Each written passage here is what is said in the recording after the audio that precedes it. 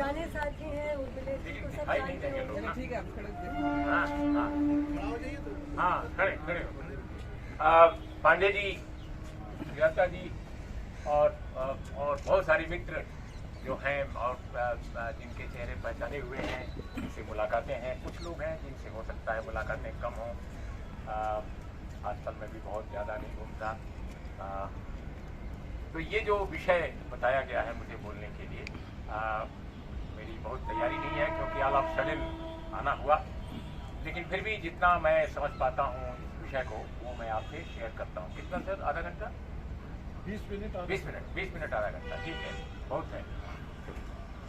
लेकिन उसके पहले मैं छोटी सी पांडे जी से विनम्रता के साथ ये कहूँगा, मैं ट्रेड यूनियन कभी लीडर नहीं था।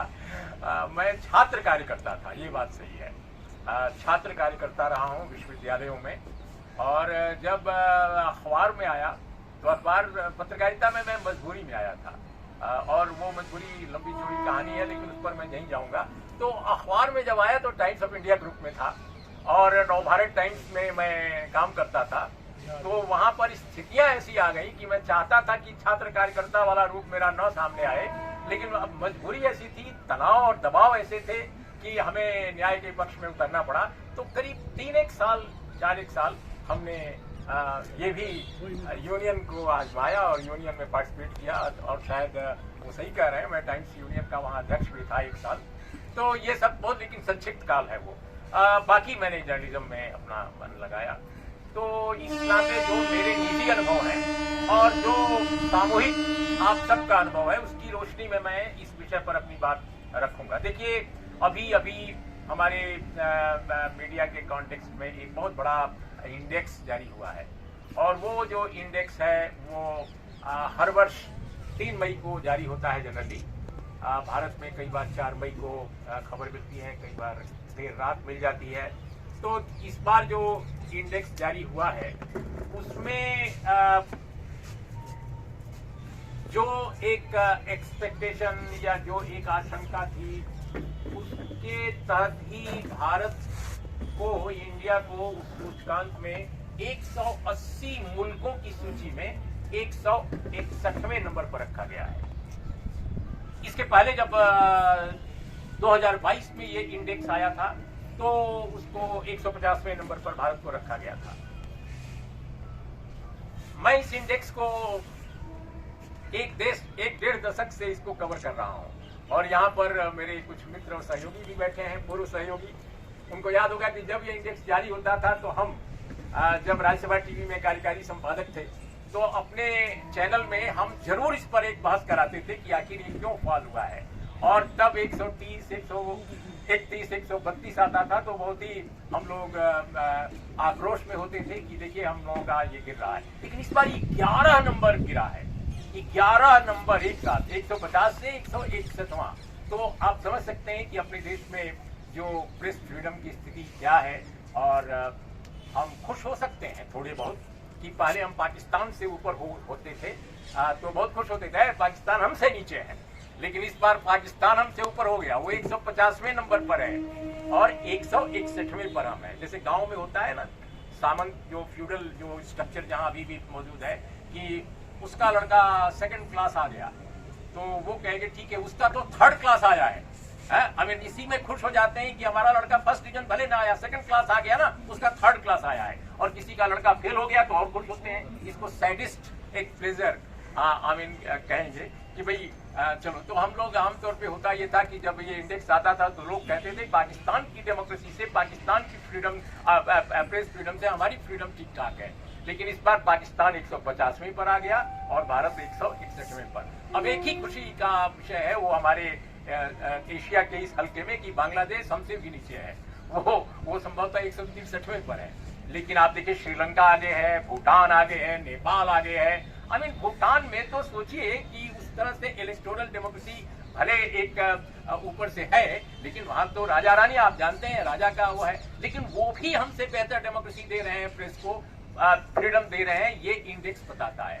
अब इस इंडेक्स को लेकर जो हमारे सरकार के नुमाइंदे लोग होते हैं, बड़े नेता होते हैं, वो अक्सर हर साल कहते हैं जब भी इंडेक्स आता है, साहब ये फर्जी है, ये ठीक नहीं है, क्योंकि परदेशियों ने इसको जारी किया है। विदेशियों ने जारी किया है। पहली चीज तो इसका वो जानते ही नहीं कि ये इंडेक्स जारी कैसे होता है।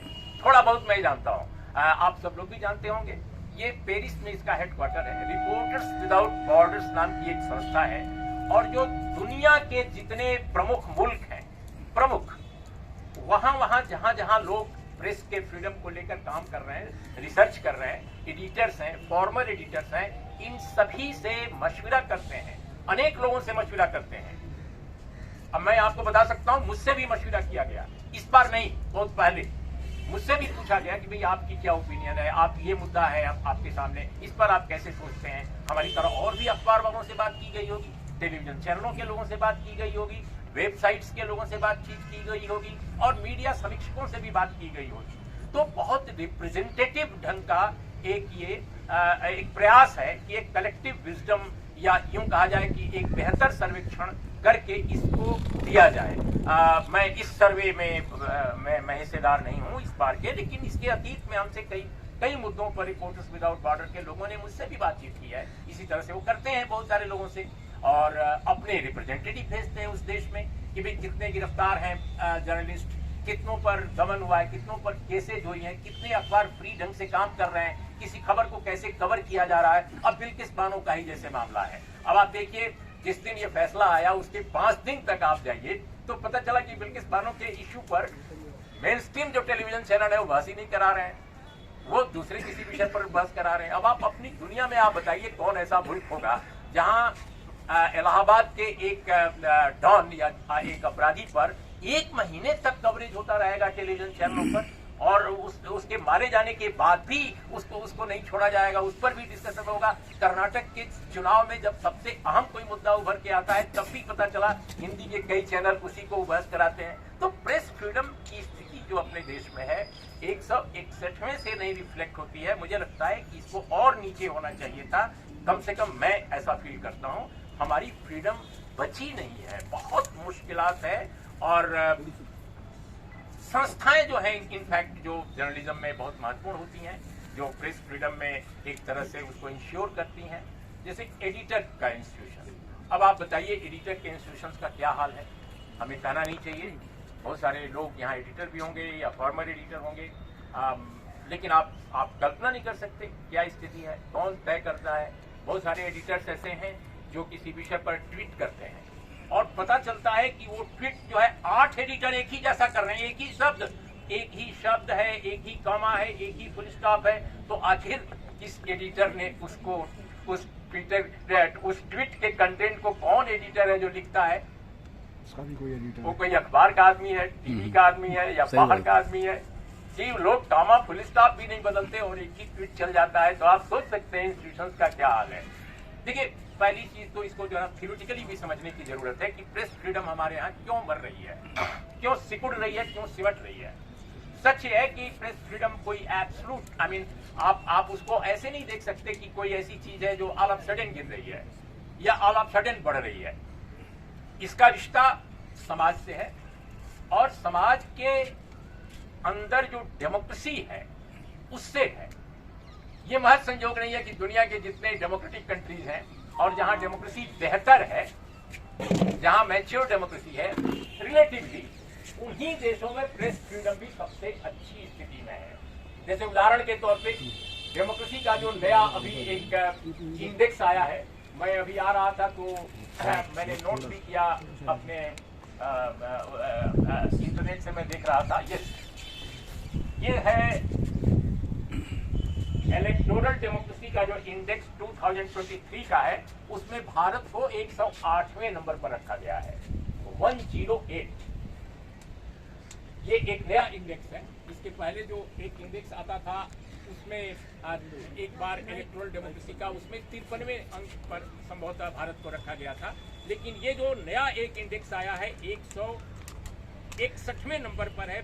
सॉरी मैं गलत बोल गया, 108वें नंबर पर है इंडिया, इस बार रखा गया है। और इसमें भारत को तंजानिया, मैक्सिको, सिंगापुर, नाइजीरिया के आसपास पेश किया गया है। लेकिन आप पाएंगे कि जो डेमोक्रेसी है जिन मुल्कों में बेहतर है, प्रेस फ्रीडम भी वहीं बेहतर है। जैसे उदाहरण के तौर पे डेनमार्क है, नॉर्वे है, स्विट्जरलैंड है, स्वीडन है, एस्टोनिया है, आयरलैंड है, ये मुल्क जो है बेहतर डेमोक्रेसी उनकी है, उनकी डेमोक्रेसी में ज़्यादा मैच्योरिटी है, ज़्यादा वो जीवंत है। तो वहाँ पर जो छोड़ दीजिए, कोई बात नहीं, ऐसे हम आवाज़, अभी आवाज़ ठीक है, हाँ भाई। तो ये जो प्रेस फ्रीडम अपनी है वो दरअसल उसका रिश्ता डेमोक्रेसी से है। अपने देश में डेमोक्रेसी, जब हम देश आज़ाद हुआ था तो ये सोचा गया था, हमारे जो देश के बड़े राजनेता थे उस समय वो सचमुच डेमोक्रेसी चाहते थे। और हमारे देश की जो आज़ादी की लड़ाई थी उसमें जितनी धाराएं थी, हमें 4-5 धाराएं तो थी ही भाई। एक गांधी नेहरू जी की धारा थी जो कांग्रेस की धारा आप कह सकते हैं। एक धारा जो थी वो बुनियादी तौर पे जो कम्युनिस्टों की थी, वामपंथियों की थी, वो भी भारत की आज़ादी की लड़ाई में एक पार्टिसिपेंट थे और बहुत जबरदस्त लड़ाई वो लड़ रहे थे। अनेक षड्यंत्र कांडों में वो फंसाए गए थे। तो उनका अपना एक रास्ता था आज़ादी के लिए लड़ने का। एक तीसरा भी रास्ता था जो भगत सिंह और उनकी जो रिपब्लिकन आर्मी थी, जो पार्टी भी बाद में बनी, उसमें सोशलिस्ट रिपब्लिकन, तो उसका भी एक रास्ता था। और बाद के दिनों में उसके जो सर्वोच्च नेता थे भगत सिंह, उनकी बहुत कम उम्र में फांसी हो गई। लेकिन मुझे लगता है कि वो अगर जीवित रहते तो वो पूरी तरह एक अलग ढंग के एक व्यक्तित्व या एक अलग संगठन के नेता के तौर पे उभरते। और उनकी मार्क्सवाद के तरफ उनका आइडियोलॉजिकल झुकाव बिल्कुल साफ दिखता है उनके लेखन में जब हम देखते हैं भगत सिंह का। तो एक पार्टिसिपेंट आज़ादी की लड़ाई के वो थे, वो धारा थी। और चौथी अगर धारा देखा जाए आज़ादी की लड़ाई के लिए तो अम्बेडकर की वो धारा थी। अब उन पर सवाल भी बहुत लोग उठाते हैं कि साहब वो तो वायसराय काउंसिल के एग्जीक्यूटिव काउंसिल के मेंबर थे, लेबर मेंबर थे। लेकिन इसके बावजूद मैं समझता हूँ कि आज़ादी की लड़ाई में और भारत को एक डेमोक्रेटिक कंट्री बनाने की लड़ाई में डॉक्टर अम्बेडकर का बहुत बड़ा योगदान है। तो ये 4 धाराएं थी। लेकिन एक धारा उस दौर में राजनीतिक तौर पे ऐसी भी थी जो भारत की आज़ादी की लड़ाई में पार्टिसिपेंट नहीं थी, हिस्सेदार तो नहीं थी, लेकिन वो ये चाहती थी कि भारत जब कभी आज़ाद हो तो भारत को हमें अतीत की तरफ ले जाना है। उसके क्या कहेंगे, पास्ट में जो जीवन था, जिस तरह की जीवन शैली थी, जिस तरह के मूल्य थे, उधर भारत को ले जाना है। और खुदा न खास्ता वही धारा इस समय भारत को रूल कर रही है। वो सत्ता के सिंहासन पर वही बैठी है जो आजादी की लड़ाई की हिस्सेदार नहीं थी, लेकिन ये सपना जरूर देखती थी कि भारत जब भी आजाद होगा उसको हम प्राचीन भारत की दिशा में ले जाएंगे। और जिस तरह की प्राचीन मूल्य थे उस दौर के, एक फ्यूडल सोसाइटी के या प्री फ्यूडल सोसाइटी के, उस तरह के मूल्यों से लवरेज किया जाएगा भारत के समाज को और उस तरह के रिश्ते कायम किए जाएंगे। तो अब वो लोग सत्ता में इस समय है। अब देखिए ये अजीब बात है, इसलिए मैं जानबूझकर ये थोड़ा भूमिका आपके सामने रखे कि भारत की जो डेमोक्रेसी है वो आजादी पाने से ही केवल इंश्योर हो जाएगी, ऐसा नहीं है। क्योंकि उस वक्त भी जब डिबेट हो रही थी कॉन्स्टिट्यूएंट असेंबली में, तो स्टिल आई रिमेंबर कि आई थिंक वो था 25 नवंबर 1949, यस 25 नवंबर 1949 को डॉक्टर बी.आर. अम्बेडकर ने कॉन्स्टिट्यूएंट असेंबली में एक बहुत लंबा भाषण दिया। और उस भाषण में उन्होंने कहा कि मैं शब्दशः कोट नहीं कर सकता, लेकिन जितना मुझे याद है मैं अंबेडकर साहब की विचारधारा या उनके वाक्यों को अपने ढंग से पेश कर रहा हूं। कंटेंट वही है, केवल भाषा अलग हो सकती है। डॉक्टर अंबेडकर ने कहा कि 25 नवंबर 1949 को याद कीजिएगा ये दिन, और उसमें उन्होंने कहा, कॉन्स्टिट्यूएंट असेंबली की डिबेट में वो है कि भारत 26 जनवरी 1950 को गणतंत्र बन जाएगा, ये संविधान लागू हो जाएगा जिसको हम सब कॉन्स्टिट्यूएंट असेंबली के मेंबरान ने भारत की जनता की आकांक्षा के अनुसार मेहनत करके खड़ा किया है, इस संविधान को बनाया है। लेकिन अगर हम समझते हैं कि हम जनतंत्र स्थापित कर लेंगे और भारत को एक खुशहाल गणतांत्रिक राज्य बना लेंगे, तो ये हमारी गलतफहमी है। ये अंबेडकर कहते हैं, जो स्वयं ड्राफ्टिंग कमेटी के चेयरमैन है। उनका कहना है कि हम अभी इंश्योर क्या कर रहे हैं, हम इंश्योर कर रहे हैं एक व्यक्ति एक वोट का सिद्धांत, एक व्यक्ति एक वोट का सिद्धांत, जो डेमोक्रेसी के लिए एक प्राथमिक शर्त है। लेकिन आर्थिक और सामाजिक स्तर पर भेदभाव कायम रहेगा।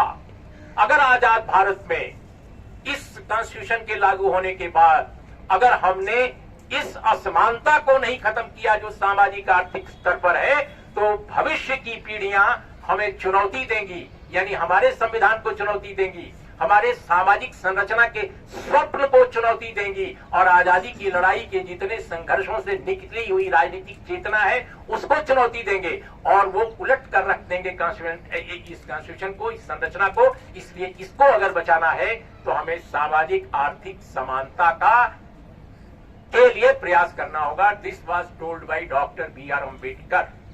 और हुआ क्या? हुआ ये कि प्रियम्बुल में बहुत अथक प्रयासों के साथ समता की बात रखी गई, भ्रातृत्व की बात रखी गई, लिबर्टी की बात रखी गई, लेकिन हुआ क्या? हुआ ये कि हमारे समाज में असमानता लगातार बढ़ती रही, लगातार असमानता बढ़ती रही, सामाजिक स्तर पर भी और आर्थिक स्तर पर। 1922 में अगर मैं भूल नहीं रहा हूं तो भारत में इनकम टैक्स कानून आया था। आप बताएंगे, आप जरूर अच्छी तरह जानते होंगे।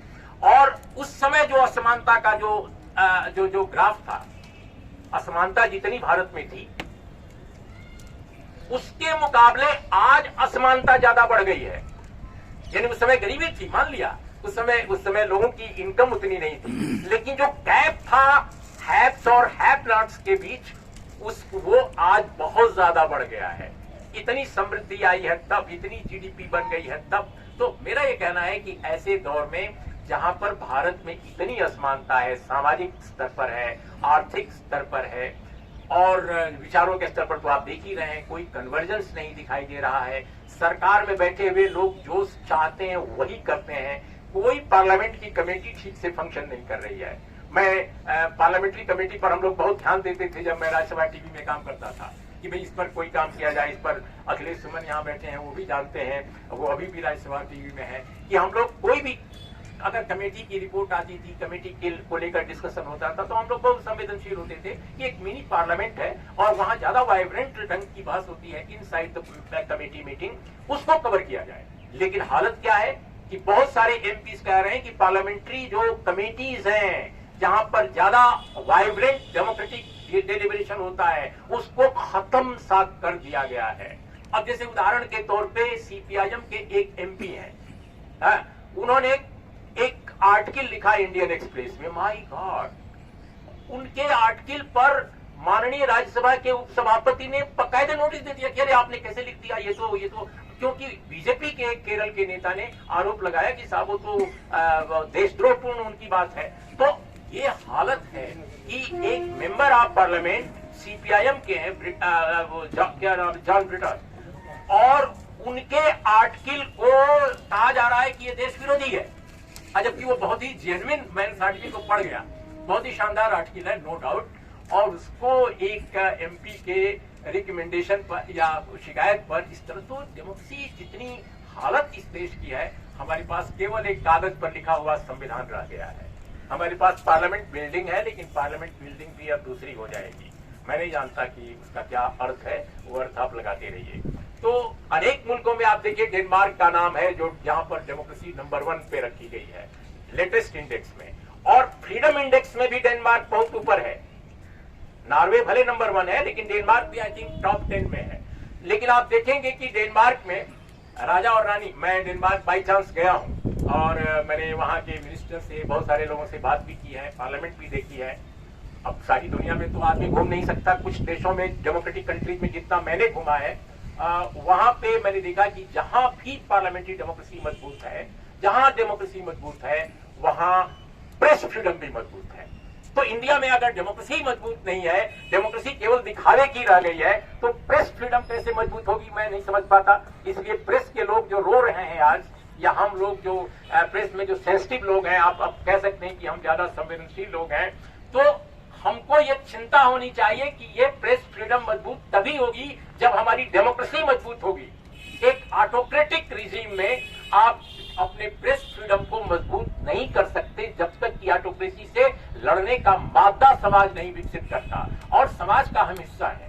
इसलिए आज की तारीख में अगर हमें प्रेस फ्रीडम को अक्षुण्ण रखना है, उसको बेहतर करना है, उसके इंडेक्स में अपने को ऊपर रखना है, तो हमारी डेमोक्रेसी की जो लड़ाई है उसमें मैं समझता हूं कि उसमें ताकत मिलनी चाहिए, समाज में ज्यादा से ज्यादा लोगों की भागीदारी होनी चाहिए। बिल्कुल एक बात कहकर मैं अपनी बात खत्म करता हूं।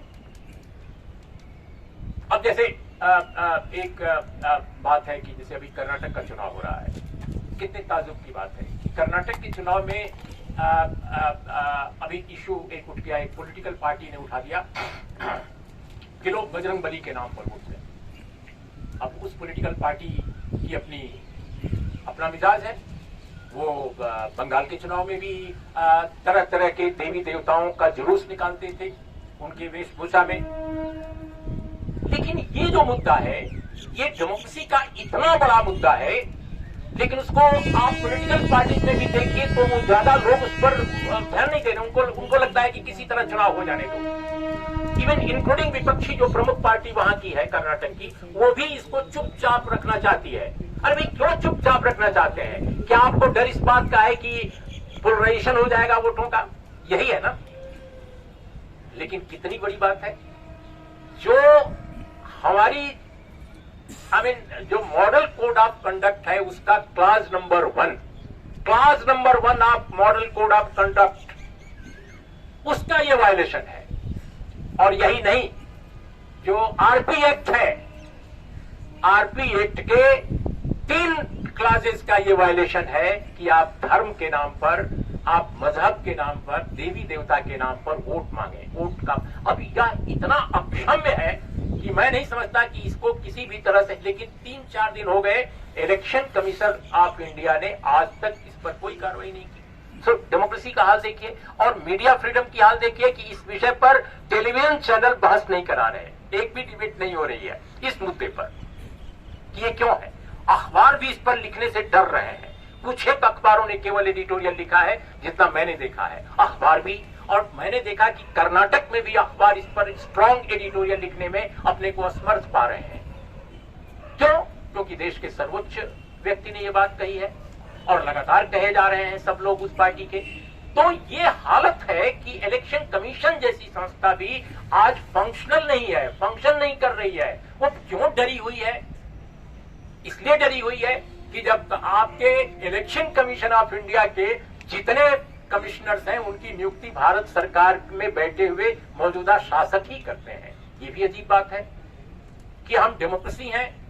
जवाहरलाल नेहरू विश्वविद्यालय का मैं भूतपूर्व छात्र हूं, लेकिन जवाहरलाल नेहरू विश्वविद्यालय की स्टूडेंट्स यूनियन का जब इलेक्शन होता है तो वहां इलेक्शन कमीशन चुना जाता है, कमिश्नर चुने जाते हैं और वो जेएनयू के लड़के चुनते हैं।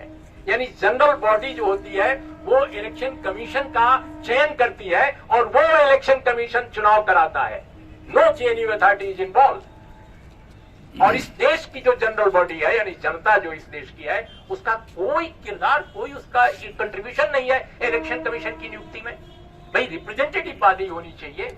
कम से कम एक तरीका हो सकता है कि रूलिंग पार्टी हो, अपोजिशन की पार्टीज हो और इंडिपेंडेंट जो, अगर हमारी अभी भी अगर न्यायपालिका बची है तो उसका कोई नुमाइंदा हो और ये 3 लोग मिलकर चुने तो माना जाएगा कि चलो जनता का रिप्रेजेंटेशन हो गया कि अपोजिशन भी है, रूलिंग पार्टी भी है और न्यायपालिका भी है।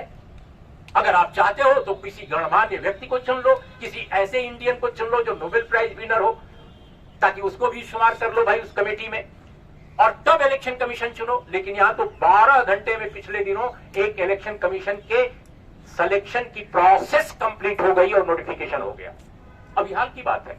तो मैं समझता हूं कि इंडियन डेमोक्रेसी, जैसा मैंने कहा ना कि मैं जब डेनमार्क में गया तो देखा मैंने कि भाई राजा रानी है वहां, डेनमार्क में राजा और रानी भी है। लेकिन क्या अद्भुत डेमोक्रेसी है।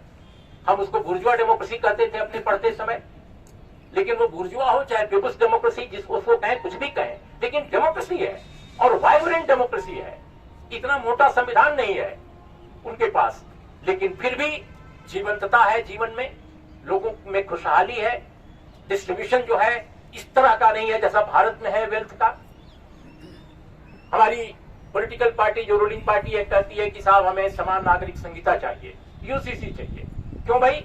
क्योंकि हमारे नीति निर्देशक सिद्धांतों में एक संविधान में है, डायरेक्टिव प्रिंसिपल्स में, डायरेक्टिव प्रिंसिपल में आर्टिकल 39 भी है, 44 ही नहीं है जिसमें यूसीसी आता है। और 39 में वेल्थ के प्रॉपर डिस्ट्रीब्यूशन की बात की गई है, समान वितरण की बात की गई है, नेचुरल रिसोर्सेज पर किसी एक का आधिपत्य न हो जाए इसको इंश्योर करने की बात की गई है। 39 को खोल करके देख लीजिए आप।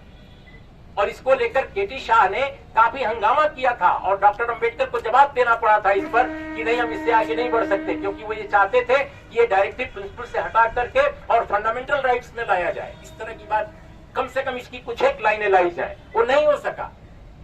तो मैं समझता हूं कि बहुत अजीब बात है कि हमारे देश के माननीय प्रधानमंत्री पूरी दुनिया में घूमते हैं, हम लोग तो कुछ एक देशों में घूम सकते हैं, लेकिन उन देशों से सबक हम नहीं ले रहे हैं।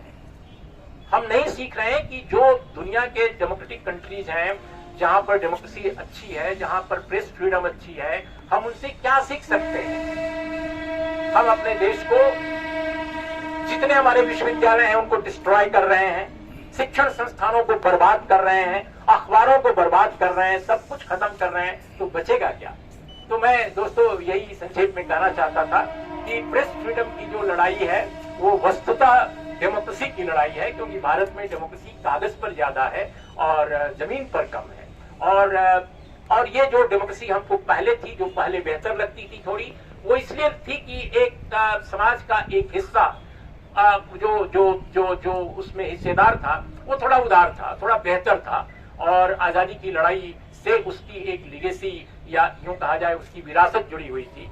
अब हर जगह ऐसे लोगों की राजनीतिक जो हैसियत है कम हो रही है, एक कारपोरेट जो है इतना बड़ा तंत्र जो है हावी हो गया है, तो इससे स्थितियां लगातार खराब हो रही हैं और भारत की स्थितियां और खराब होंगी अगर इस सिलसिले को जल्दी से जल्दी नहीं रोका गया। और रोका तभी जा सकता है जब समाज का जो सबाल्टर्न हिस्सा है, जो हाशिए के लोग हैं, दलित हैं, ओबीसी हैं, माइनॉरिटीज के लोग हैं, ट्राइबल्स जो हैं, वो डेमोक्रेसी की लड़ाई में जब तक बड़े स्टेक होल्डर नहीं होते, क्योंकि आजादी की लड़ाई जब लड़ी गई थी उसमें इन वर्गों के लोगों की हिस्सेदारी कम थी। ये बहुत ही उत्पीड़ित समाज जो था वो लड़ाइयां कई हिस्सों में तो लड़ता था, लेकिन नेशनल लीडरशिप में वो नहीं आ पाता था या नहीं आ पाया था, उसमें कुछ एक लोग ही आ पाए। और जितनी कोशिशें उन लोगों ने की वो काफी महत्वपूर्ण थी, बहुत बड़ा कंट्रीब्यूशन उनका था, लेकिन वो स्थितियां बरकरार हैं देश में जब समाज का एक बड़ा हिस्सा डेमोक्रेटिक जो डिस्कोर्स है और जो डेमोक्रेटिक स्ट्रगल है उसमें महत्वपूर्ण बनकर नहीं उभरा है। मुझे लगता है कि ये सवाल महत्वपूर्ण है डेमोक्रेसी के लिए, इन सब पर आप लोगों को विचार करना होगा। नमस्कार, आदाब, सत श्री अकाल।